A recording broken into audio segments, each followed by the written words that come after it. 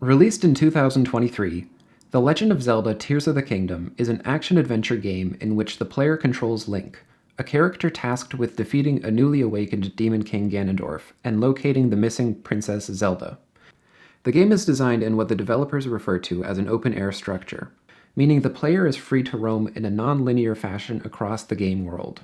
The game serves as a direct sequel to 2017's Breath of the Wild, reusing the same game map, many of the same assets, concepts, locations, and character designs. While this is not the first time that a Zelda game receives a direct sequel, it is nonetheless outside of the ordinary, with most games operating as anthologies. Because it's a sequel, the player cannot help but compare the game to Breath of the Wild.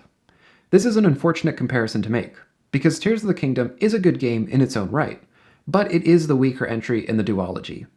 I would argue that the best parts of the game are those which build upon concepts established in the first game, necessitating a comparison between the two instead of allowing Tears of the Kingdom the space to exist on its own. One of the most exciting things about Breath of the Wild was its large map, filled with interesting landmarks, characters, and objectives. It is a map that begs the player to spend hours exploring each area, uncovering each secret. A player who has gone through Breath of the Wild has likely explored much of the map's surface, meaning that they already have a good understanding of what to expect of the surface map when playing Tears of the Kingdom. There was not enough added to the map in order to motivate the player to explore the surface in the same meticulous manner as before. The most substantial change to the surface map is the addition of caves and wells. Credit where it is due, these are interesting additions which I felt were lacking from the previous entry. In and of themselves, however, these are not substantial enough to motivate the player to re-explore a map they already know. The wells in particular are lacking. These typically consist of a small area with a pond and little else. The mere discovery of a well is not enough of a reward to keep players engaged. The caves are better, as they offer larger areas to explore. Each cave contains a bubble frog, a unique enemy which drops bubble gems, an item which can be exchanged for unique armor pieces and enemy parts. Some caves will also contain rare items. Most caves, however, will contain no unique item and will instead lead to a dead end.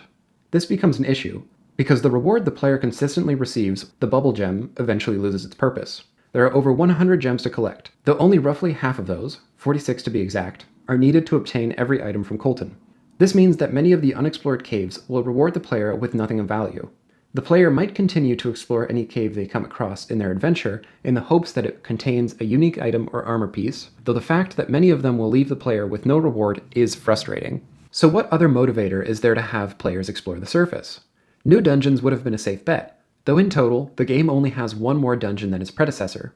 Tears of the Kingdom has a total of 5 dungeons. 4 of these dungeons are located in the same area of the map as the Divine Beasts, which lessens their impact. The Spirit Temple is the only unique dungeon within the game, taking the player from the heights of the sky map down to the depths. It is a shame that it is the only new, wholly unique dungeon within the game, as more would have been appreciated. New towns would have been a good option to try and expand the surface map, but in total, there is only one new settlement, Lookout Landing. This is a makeshift settlement established shortly after the upheaval. Lookout Landing is an interesting town, showcasing the ways in which the game's characters react to hardship. There's a good amount of side quests available, with the quest to explore the sewers and tunnels beneath the settlement being a particular standout. Every town is either expanded or modified in some way, but the issue is that instead of adding new, interesting landmarks on the surface map for players to discover, the player is instead prompted to explore previously known landmarks to see how they have changed, a difference which leaves the game with a weaker sense of identity. Shrines make their return in Tears of the Kingdom. In total, there are 152 shrines, 32 more shrines than in Breath of the Wild, spread across the maps of the surface and the sky. The location, theming, and challenges are different from what they were in the previous installment. This is, however, simply a continuation of the same concept which was introduced in Breath of the Wild. The smaller, bite-sized dungeon challenges were interesting in that game, partly because they were a break from the previously established Zelda formula, though when repeated, they are themselves becoming a new tradition. While this is not inherently a flaw, it is worth acknowledging that it is less original when repeated. What is not as excusable is the lesser amount of variation in terms of what sorts of challenges are offered by these shrines. As an example, there are a total of 48 Raru's Blessing shrines, which do not contain a mini-dungeon, but rather, the challenge was simply arriving at the shrine, and upon entering you are rewarded with a Light of Blessing. This represents about 31% of the game's shrines. These are similar to Monk Blessing shrines in Breath of the Wild, in which the player must complete a side quest in order for a shrine to appear, and once inside, the player is simply given a Spirit Orb. There are a total of 26 of these shrines, which represents about 22% of the total amount of shrines in the game. This means that the ratio of these shrines is significantly larger in Tears of the Kingdom, and so, while there may be more of them, many of them are more repetitive. Another issue present in Tears of the Kingdom is that the new areas do not add enough new, interesting things to do. Perhaps the most significant addition to the game is the new sky area of the map. These islands contain a variety of things to do, including some dungeons, shrines, and optional challenges. This being said, there simply are not very many sky islands. Looking at the overworld map, their size is a fraction of the size of the surface map. They also share the exact same visual aesthetic, with no variation in appearance for different areas of the map. The largest of these islands is the Great Sky Island, which serves as the opening tutorial of the game. The Great Sky Island is also perhaps the most varied of the floating islands in terms of design. It is difficult, then, not to see the Great Sky Island as the peak of the newly added content to this world, a bad sign when it is the very first area the player explores. The depths are another new addition, though it's hard to think of them as meaningful. The depths are a mirror of the surface, with an equal amount of surface area. Where there's a mountain or hill on the surface, there's a crater in the depths. Lakes and basins become large, impassable cliffs, and what would be shrines become large, knotted roots which illuminate part of the map. What this means is that the depths are large, desolate, unfocused, and undeliberate in their design.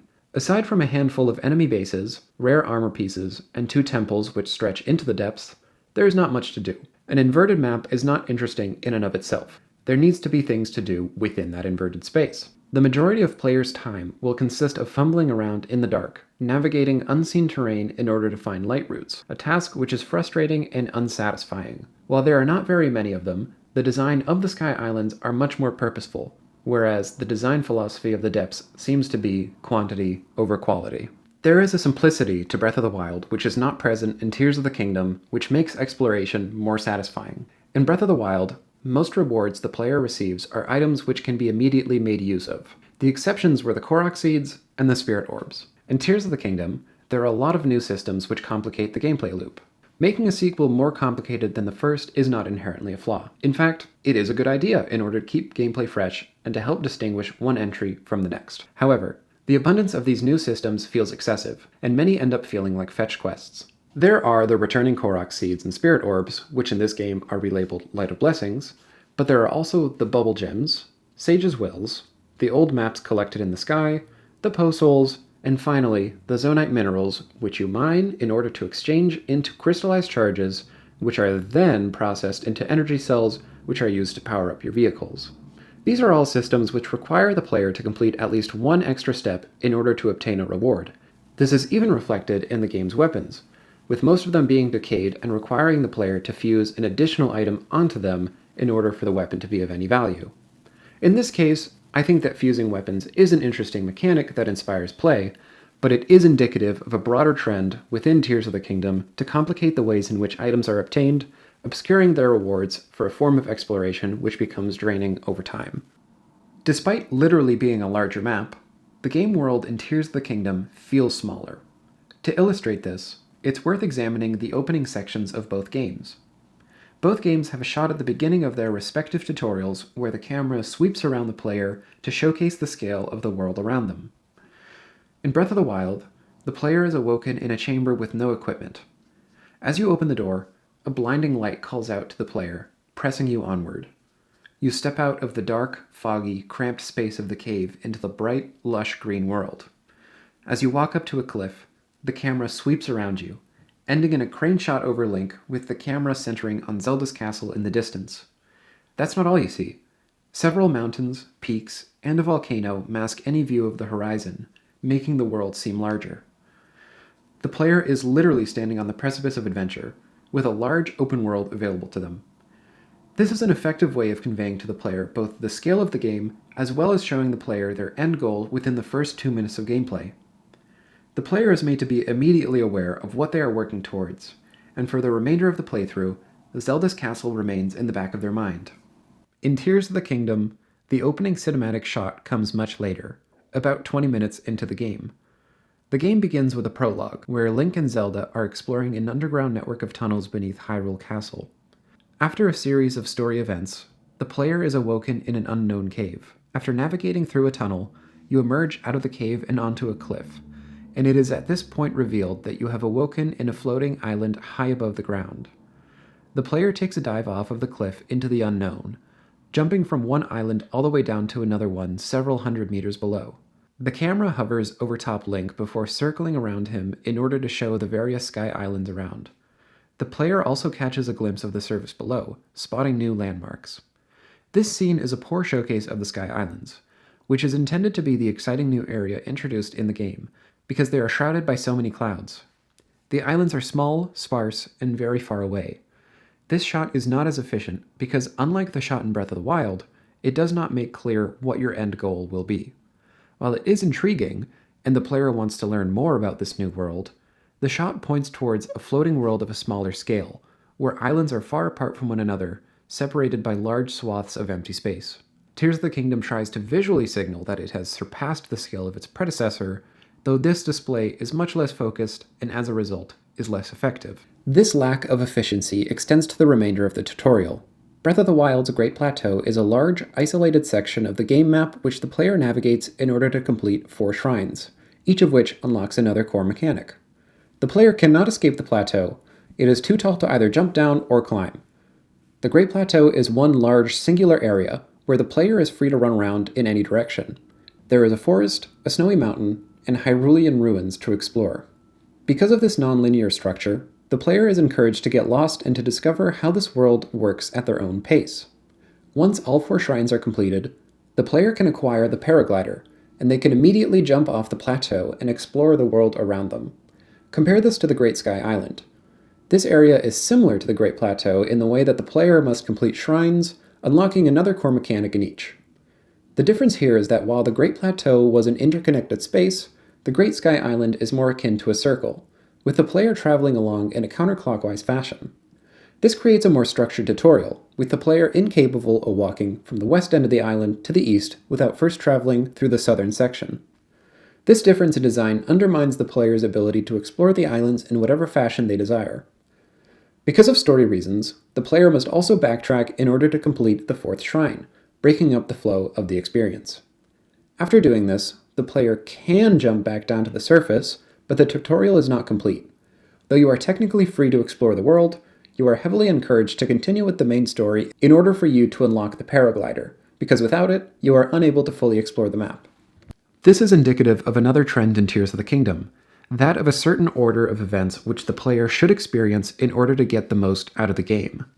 In order for the player to experience the game in a logical sequence, there is a vague outline which they should follow. There is, of course, a lot of room for variation within that outline, but it is still there regardless. This represents a break from the previous game which sticks to its goal of absolute freedom of choice for the player in terms of how they want to experience the game. Playing the game as one chooses presents no contradictions, be they story or gameplay related. Through the opening prologue of Tears of the Kingdom, the player knows the inciting incident which triggers the events of the game, whereas in Breath of the Wild, the player's adventure begins in the aftermath of a battle, which is the midpoint of Link's story. This works well, because the game is framed around Link having amnesia. The player is dropped into a large map and they are actively discovering the world, an experience which is mirrored by Link, who is rediscovering his environments after having lost his memories. You are both experiencing Hyrule in real time, learning about the Calamity, who this iteration of Link is, what his relationship to Zelda is, what the Guardians are, and what evil force plunged the world into ruin a century ago. Learning this information, however, is not necessary for beating the game. It amounts more or less to background context, with the player's goals and motivations already having been established. As he explores the map, Link can arrive at locations which will jog his memory, making him remember scenes from his past before Calamity struck. Though a timeline can be tracked across these scenes, because the player already knows their conclusion, they can be viewed out of order. None of these scenes bear any weight on the gameplay. In Tears of the Kingdom, because it's a direct sequel, the player is assumed to know the story of the Calamity, as well as who this iteration of Link and Zelda are. In this case, it would not make sense to frame the game in the same way, because the player is bringing their previous experience into the game. The player's main objectives are twofold. The first is to defeat Ganondorf, who rests at the bottom of the chasm below Hyrule Castle. This goal is rather evident. The player sees the threat Ganondorf poses from the game's prologue. They see the damage he has caused to the world, and they can infer that he is below the castle because that is where he is first encountered and the castle is the focal point of the entire map. The second goal of the game is to discover the whereabouts of Princess Zelda, who you have been separated from during the upheaval. The player's first glimpse of the princess on the surface is near the castle, where she flies away before the player can reach her. Afterwards, travelers from all over Hyrule report sightings, though she has been acting strangely. She will beckon them to assist her in some way, but doing so will either leave the travelers in danger or they will provide resources for enemies. There are a series of 12 memories which the player can discover as part of the Dragon's Tear quest. These memories are unlocked by finding small pools of water hidden within the large geoglyphs scattered around the surface of the map. These memories reveal what happened to the princess when she traveled back in time, eventually resulting in her transformation into the Light Dragon. These cutscenes should not be viewed out of order, because their end is unknown. Unfortunately, these memories are experienced in whatever order they are discovered, meaning that the player can unknowingly spoil the reveal for themselves. This is a case where even though the game gives the player the option to complete a quest in whatever way they like, there is a correct way of doing things. Once the player discovers that the Light Dragon traveling around the map is in fact Princess Zelda, Link is unable to warn the people of Hyrule that the Zelda they have been seeing should not be trusted, because she is not the princess. This is confirmed at a different, but not necessarily later, point in the game when the player completes the Crisis at Hyrule Castle quest, where it is revealed that the Zelda figure who has been appearing around Hyrule is actually a puppet controlled by Phantom Ganon. After making these discoveries, Link will not always explain them to other characters. There are side quests the player can complete after these discoveries are made, which revolve around the citizens of Hyrule being deceived by Phantom Ganon posing as Zelda. It is frustrating that Link knows the NPCs are being deceived, but he chooses not to explain this to them, especially when Link will explain what happened to Zelda to characters central to the plot. Traditionally, Link has been a surrogate for the player, which is why he never speaks. Tears of the Kingdom's Link is one of the most independent interpretations of the character, though that agency drops when it comes to explaining what happened to Zelda, with the character choosing to stay mute in a way that he doesn't in other situations. While the runes in Breath of the Wild are designed to help the player navigate the game world more effectively, the abilities of Tears of the Kingdom are designed to help the player break the game. Through the use of Ultra Hand and various Zonai technologies, the player can design whatever vehicle they need to help them traverse the game's terrain depending on the situation. With these devices, the player can easily circumvent the challenges inherent to navigating the overworld. While they would have previously had to carefully plan how to scale a mountain, surveying each side, waiting for the right weather conditions, they can instead build a hoverbike and simply fly over the mountain at any time. Instead of finding the right horse, building a bond with the animal, all the while dealing with its particular temperament, the player can instead build a car which is easier to summon and will travel faster. This could be compared to the Master Cycle Zero, a motorcycle which Link can obtain in Breath of the Wild. The Master Cycle can be summoned at will, travels faster than any horse, and it cannot break. It can only be obtained, however, after completing the Champion's Ballad DLC quest, which can be completed only when the 4 Divine Beasts are freed. The idea of the Master Cycle was developed when the team was working on the base game, but the Zelda team ultimately pushed it to a late-game DLC item because they feared it would break the experience. Ultra Hand is an ability that operates on a similar level, but instead of making it a bonus item, it is a core feature. Part of the reason why exploration is rewarding in Breath of the Wild is because the game places limits on you, meaning that you have to put in more effort to explore your surroundings. This exploration is always rewarded, be it with an item, an armor piece, a shrine, or even a Korok seed. In forcing the player to slow down, it can also make landmarks and places of interest easier to spot, encouraging a cycle of discovery and exploration. Tears of the Kingdom will reward the player's curiosity, but because these rewards are easier to obtain, they don't feel as impactful. To better illustrate this point, it is worth considering the champion abilities in Breath of the Wild. Once the player frees a Divine Beast, they receive a corresponding ability. These are 4 permanent upgrades which are seamlessly integrated into the player's moveset. One of these moves, Revali's Gale, improves the player's mobility, allowing them to supercharge a jump, blowing them high into the air, which aids in scaling large vertical objects and terrain. For a player who is used to navigating the world without this ability, it is a large shift in gameplay. There are still, however, limits to this ability. The player is only able to jump to one specific height, and they can only use it 3 times before having to recharge the ability. By comparison, the player has access to springs and rockets from the beginning of their adventure in Tears of the Kingdom, and so the player lacks a point of comparison which is necessary in order to appreciate the ways in which these items improve their mobility. Furthermore, The Sage's abilities are much less purposeful in their integration. Instead of gaining an ability which is added to Link's moveset, the spirit of the corresponding Sage appears alongside Link and will fight nearby enemies with the player. One of these Sages, Tulin, offers the player a mobility upgrade in the form of a gust of wind, which will give Link a boost of speed as he glides through the air using his paraglider.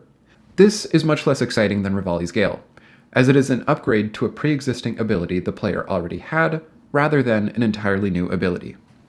Breath of the Wild was conceptualized as a reset of the Zelda series, a complete reimagining which took the design principles of the 1986 original and created something new out of them. Shigeru Miyamoto served as the co-director, producer, and co-designer of this game. He later recalled taking inspiration from his childhood, translating his experiences of exploring the forests and caves near his childhood home in Kyoto into a non-linear gaming experience. Since then, the Zelda series has developed into its own, at times self-referential entity, filled with conventions, recurring characters, and structure. Breath of the Wild was designed to break away from these ideas, creating something new to try and capture the joy of exploring a large, unknown world. Tears of the Kingdom was conceptualized as DLC for a game that already existed, which is evident in its design. It never breaks away from the ideas of its predecessor, instead offering a variation of the same concepts. Here, the Zelda team is slipping back into their old pattern of following convention, creating an iterative experience built around a template, rather than trying to create something innovative. Had the game been released as a DLC expansion like originally planned, many, if not all, of the issues raised in this discussion would have been made moot. The player could, for example, break the exploration of the game map using Ultra Hand only after beating the main quest, meaning that they already had to spend a considerable amount of time exploring without the use of new mechanics.